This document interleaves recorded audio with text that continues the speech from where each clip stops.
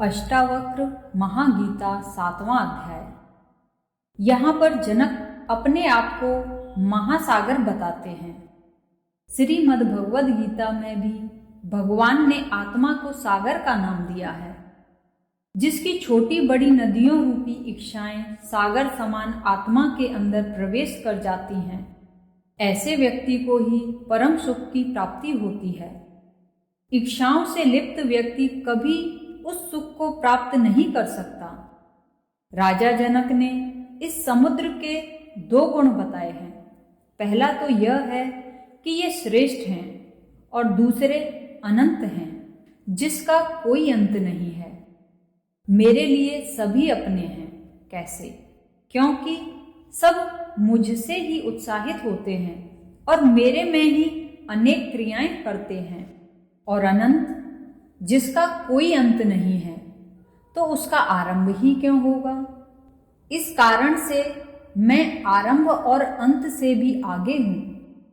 यह संसार एक नाव के समान है। इस संसार रूपी नाव को बनाया गया है। इसकी स्थिति है और समय पूर्ण हो जाने पर यह नाव भी समाप्त हो जाएगी।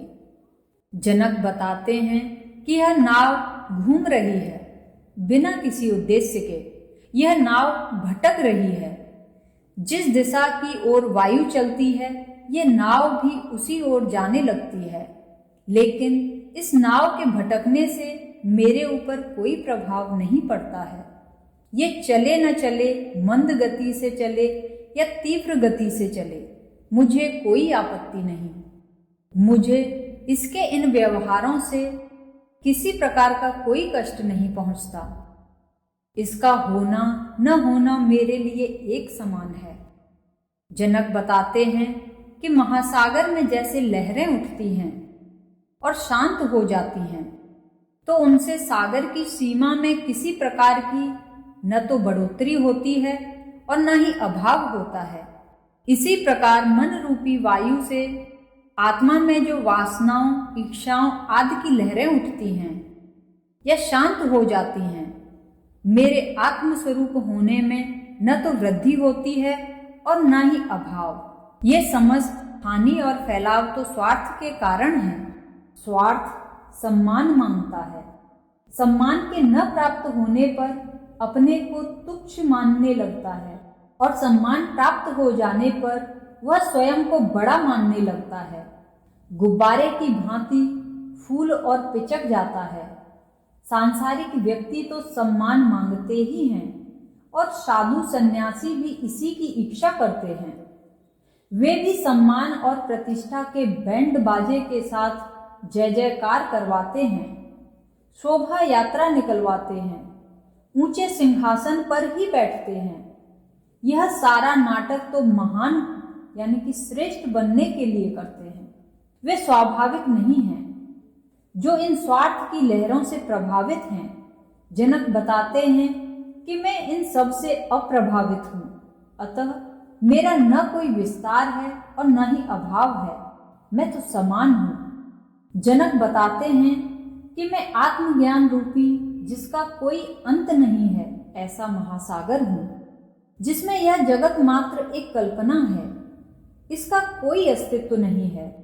तो यह मुझे किस प्रकार प्रभावित कर सकता है? पहले मैं इस संसार को वास्तविक जानता था, इसलिए ही इसका मेरे ऊपर प्रभाव पड़ता था। यह मुझे दुखी करता था। अब मैं स्वयं को बिना आकार वाला जानकर बहुत ही सुखी हूं। अब मेरे में किसी प्रकार का कोई कष्ट नहीं है। ये सारे कष्ट मन के कारण थे। आत्मज्ञान हो जाने के बाद मेरे अंदर किसी प्रकार का कोई कष्ट नहीं हो रहा है। राजा जनक बताते हैं कि शरीर 7 इंद्रियां, नाक, कान, आंख और मन हैं। यह चित्त हमेशा सांसारिक पदार्थों की ओर प्रेरित होता है और इंद्रियों के सहयोग से उनका उपभोग करके संतुष्ट होता है। लेकिन मन छोटे से शरीर के साथ उसकी सांसारिक विषय वासनाओं के लिए इच्छा बनी रहती है।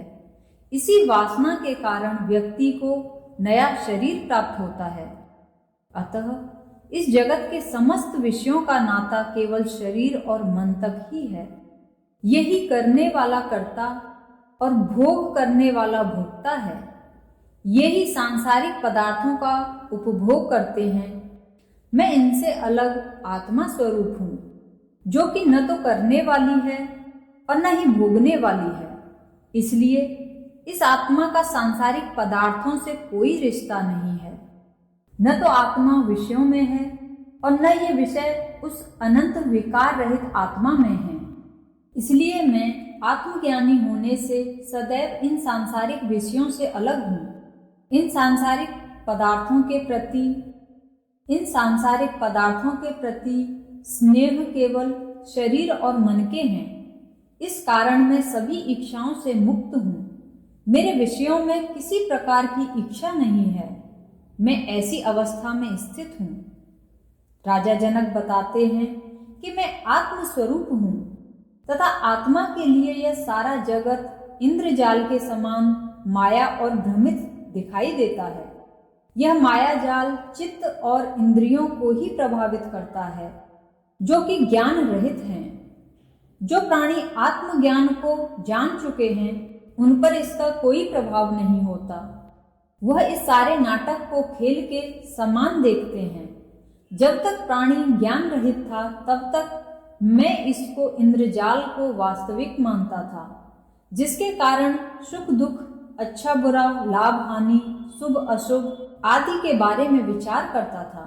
लेकिन अब मुझे आत्मज्ञान हो चुका है, जिसके कारण मैं अपने आप को इन सब से आगे आत्म स्वरूप मानता हूँ। इसलिए यह जगत मुझे इंद्रजाल से अधिक महत्वपूर्ण नहीं लग रहा है। अब मेरे ऊपर इसका कोई प्रभाव नहीं हो रहा है। अब मैं इसमें उपयोगी एवं अनुपयोगी का विचार भी नहीं कर रहा हूँ। अब सारी विचारधाराएं बेकार हो चुकी हैं। जब सब कुछ प्राप्त कर लिया, तो अब प्राप्त करने के लिए और क्या शेष बचा? इस जगत में अब और कुछ न तो पाने के लिए है और न ही छोड़ने के लिए है। उपयोगी और अनुपयोगी, अच्छा बुरा, शुभ अशुभ आदि समस्त विचारों के पीछे भोगों की प्राप्ति ही थी। जब कामना नहीं रही, तो ये विकार अपने आप ही समाप्त हो गए। मैं स्वभाव या उस परमात्मा की इच्छा से जो कुछ हो रहा है, उससे प्रसन्न हूँ। किसी प्रकार की कोई चिंता नहीं है। मैं दोनों का साक्षी होकर चेतना में स्थित हूँ। श्री अष्टावक्र महागीता 7वां अध्याय समाप्त हुआ।